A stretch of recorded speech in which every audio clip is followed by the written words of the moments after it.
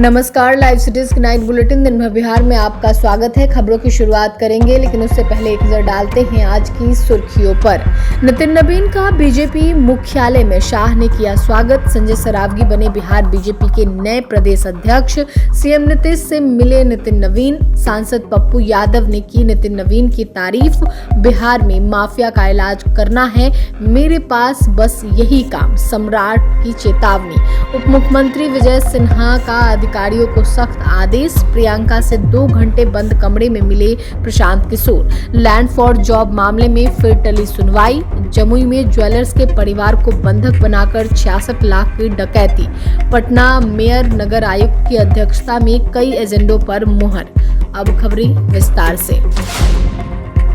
बिहार सरकार में मंत्री नितिन नवीन को भाजपा का राष्ट्रीय कार्यकारी अध्यक्ष बनाए जाने पर दिल्ली में बीजेपी मुख्यालय में जश्न मना। अमित शाह और जेपी नड्डा नितिन नवीन के स्वागत के लिए बीजेपी मुख्यालय में मौजूद रहे। पटना से दिल्ली पहुंचने के बाद नितिन नवीन ने गले में भगवा गमछा डाल लिया। उन्होंने कहा कि बिहार के लोगों की शुभकामनाएं हैं। बिहार के लोगों और मेरे क्षेत्र के लोगों ने मुझे बहुत आशीर्वाद दिया। नितिन नवीन ने कहा कि किसी भी कार्यकर्ता को धैर्यपूर्वक पार्टी के लिए काम करना चाहिए। संगठन की मूल भावना को ध्यान में रखकर काम करेंगे तो सभी को इसका फायदा मिलेगा। बीजेपी ही एक ऐसी पार्टी है जहां पार्टी का एक कार्यकर्ता बड़े से बड़े पद पर पहुंच सकता है।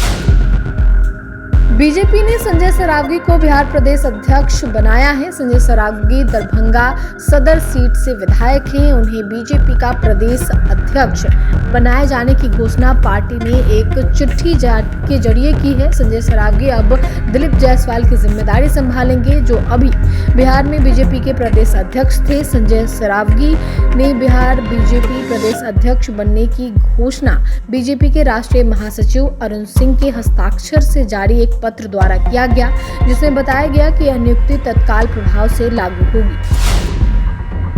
मुख्यमंत्री नीतीश कुमार सरदार वल्लभ भाई पटेल की पुण्यतिथि के अवसर पर आयोजित समारोह में शामिल हुए। इस दौरान भारतीय जनता पार्टी के कार्यकारी राष्ट्रीय अध्यक्ष नितिन नवीन मुख्यमंत्री का स्वागत करने के लिए मौजूद रहे। सीएम नीतीश ने नितिन नवीन को बधाई दी। मुख्यमंत्री ने नितिन नवीन के कंधे पर हाथ रखकर उन्हें शाबाशी दी और शुभकामनाएं दी। वहीं संजय सरावगी को बधाई दी। नीतीश कुमार ने कहा कि हमारे साथ मंत्रिमंडल में सहयोगी के रूप में भी कार्य कर चुके हैं। वे 5वीं बार विधायक निर्वाचित हुए हैं। इस नई जिम्मेदारी के लिए उनको हार्दिक शुभकामनाएं। भारतीय जनता पार्टी ने नए कार्यकारी अध्यक्ष नितिन नवीन की पूर्णिया सांसद पप्पू यादव ने तारीफ की है। उन्होंने कहा है कि वे सज्जन और सभ्य इंसान हैं, एग्रेशन में नहीं रहते हैं, विवादित व्यक्ति नहीं हैं। हमें उम्मीद है कि गाली गलौज की संस्कृति खत्म होगी। पूर्णिया सांसद ने कहा कि बीजेपी ने किन वजहों और किन झगड़ों के कारण नितिन नवीन को अध्यक्ष बनाया है, या बलि का बकरा, ये तो बीजेपी ही जाने। मोहरा कौन है, संघ के बिना तो बीजेपी चलती नहीं है और चल भी नहीं सकती है। अमित शाह की शतरंज की चाल क्या है, ये तो अब वक्त ही बताएगा। डिप्टी सीएम और गृह मंत्री सम्राट चौधरी ने एक बार फिर से अपराधियों और माफियाओं को सचेत किया है और कहा है कि अगर वह नहीं सुधरेंगे तो उनका इलाज करना अच्छी तरह से आता है। इसके साथ ही उन्होंने सरकारी जमीन पर कब्जा करने वाले भूमाफिया को भी आगाह किया है और कहा है कि आवेदन मिलने के 24 घंटे के भीतर एक्शन लिया जाएगा। डिप्टी सीएम सम्राट चौधरी गया मेडिकल कॉलेज के एक कार्यक्रम में शामिल होने के लिए पहुंचे थे। कार्यक्रम को संबोधित करते हुए उन्होंने सरकार के विजन को लोगों के समक्ष रखा और बताया कि कैसे एनडीए की सरकार ने बिहार को विकास के रास्ते पर बढ़ाया है।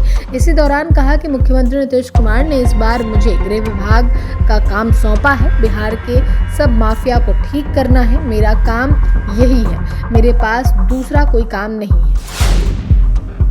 राजस्व एवं भूमि सुधार विभाग ने जमीन से जुड़ी त्रुटियों के सुधार और लंबित मामलों के त्वरित निपटारे के लिए सख्त समय सीमा तय कर दी है। उप मुख्यमंत्री सह राजस्व एवं भूमि सुधार मंत्री विजय कुमार सिन्हा ने स्पष्ट किया है कि परिमार्जन प्लस पोर्टल पर प्राप्त आवेदनों के समाधान में अब किसी भी प्रकार की देरी या लापरवाही बर्दाश्त नहीं की जाएगी। विभाग ने जमाबंदी से जुड़ी त्रुटियों के सुधार को लेकर सभी जिलों के अधिकारियों को स्पष्ट निर्देश जारी किए हैं। अब चाहे मामला लिपिकीय गलती की हो या छूटी हुई जमाबंदी का, हर आवेदन का निपटारा तय समय पर करना है। सरकार ने साफ कर दिया है कि अब किसी भी स्तर पर अनावश्यक देरी स्वीकार नहीं की जाएगी और अधिकारियों की जवाबदेही तय की जाएगी। बिहार विधानसभा चुनाव में करारी हार के बाद दिल्ली गए प्रशांत किशोर बिहार लौट आए हैं। लौटने से पहले उन्होंने दिल्ली में कांग्रेस नेता प्रियंका गांधी से बंद कमरे में मुलाकात की। यह करीब 2 घंटे तक चली। मीडिया रिपोर्ट्स के मुताबिक प्रशांत किशोर की प्रियंका गांधी से बिहार और देश में विपक्ष की राजनीति पर बातें हुई, साथ ही मुद्दों पर भी बात हुई। हालांकि यह अभी प्रारंभिक मुलाकात है। बताया जा रहा है कि मुलाकात में एजेंडों में बिहार और यूपी की राजनीति प्रमुखता से रही। मीडिया ने जब संसद के बाहर मुलाकात को लेकर प्रियंका गांधी से सवाल पूछा तो उन्होंने कहा, यह कोई न्यूज है? लैंड फॉर जॉब मामले में लालू परिवार को एक बार फिर राहत मिली है। दिल्ली की राउज एवेन्यू कोर्ट में एक बार फिर सुनवाई टाल दी गई है। अगली सुनवाई की तिथि 19 दिसंबर तय किया गया है। विशेष जज विशाल गोगेन ने मामले की अगली सुनवाई 19 दिसंबर को करने का आदेश दिया है। सुनवाई के दौरान सीबीआई ने अदालत को बताया कि इस मामले के एक आरोपी की मौत हो चुकी है। इसके बाद कोर्ट ने सीबीआई को संबंधित आरोपी की मृत्यु का सत्यापन करने के साथ साथ अन्य आरोपियों के संबंध में भी वेरिफिकेशन रिपोर्ट दाखिल करने का निर्देश दिया है। जमुई के सिकंदरा थाना क्षेत्र में हथियारबंद ज्वेलर्स को बंधक बनाकर 66 लाख रुपए की डकैती की गई। अपराधियों ने विरोध करने पर बेटी के अपहरण की भी कोशिश की। डर के मारे परिवार सहमा हुआ है। घटना महादेव सिमरिया बाजार की है। करीब 12 की संख्या में आए हथियारबंद बदमाशों ने लोहे की रॉड से दुकान का शटर उठाया और अंदर घुस गए। व्यापारी के विरोध करने पर लुटेरों ने घर के सदस्यों को हथियार के बल पर बंधक बना लिया। इसके साथ ही उन्होंने दुकान से 6 लाख रुपए कैश और 60 लाख रुपए से अधिक के सोने चांदी के गहने लूट लिए। कुल मिलाकर लगभग 66 लाख रुपए की संपत्ति लूटी गई।